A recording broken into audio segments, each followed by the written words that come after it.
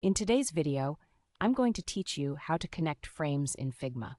If you find this useful, consider subscribing and liking the video. Imagine this moment.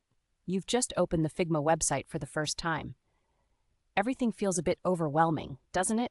You see design files, projects, frame, even prototype mode. You're probably thinking, how do designers actually create clickable websites inside Figma?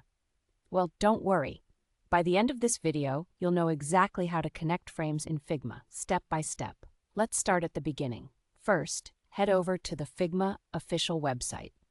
Once you're there, look for the Login button and click it. You'll need to enter your email address and password. After logging in, you'll find yourself on the Figma dashboard. Now, let's create a brand new design project. Look at the top right corner of the dashboard and click on New Design File. If you're already in your project workspace, you can also find a Design File button right there. This will open the Figma editor directly inside your browser, where all of the magic happens. Next, we need to create some website frames. Direct your attention to the toolbar on the top left of the screen, where you'll find the Frame tool. You can either click on it or simply press the F key as a shortcut. From the right side presets, go ahead and choose the desktop option. Now, let's create two different website screens, one for a landing page and another for an About page. These frames will serve as separate pages of your website. With your landing page frame created, let's add a navigation button. Inside the landing page frame, press the R key to create a rectangle for your button. Once you have the rectangle drawn out, press the T key and type in About Us.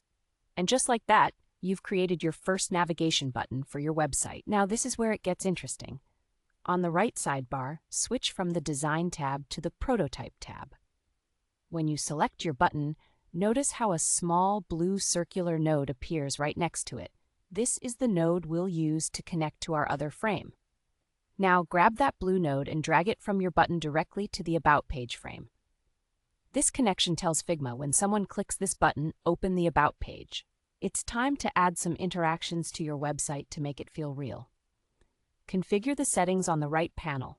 Set the trigger to on-click, then set the action to navigate to, and choose Smart Animate for the animation option. This will create smooth, realistic transitions just like you'd experience on an actual website. Ready to see your work in action? Click the Present button on the top right corner of the editor. This opens your prototype in preview mode. Now, go ahead and click the About Us button, and just like that, your website will navigate to the next page, exactly how a real website would function. Before we wrap up, here are a few pro designer tips to keep your Figma prototype looking professional. Make sure all your desktop frames are the same width, use auto layout for organized placement, create reusable components for efficiency, consider using hover effects with variants, and keep utilizing Smart Animate for smooth transitions. And there you have it. That's how you connect frames in the Figma website version. This skill lays the foundation for UI/UX design, website prototyping, app design, and client presentations. In our next tutorial, I'll show you how to make your Figma website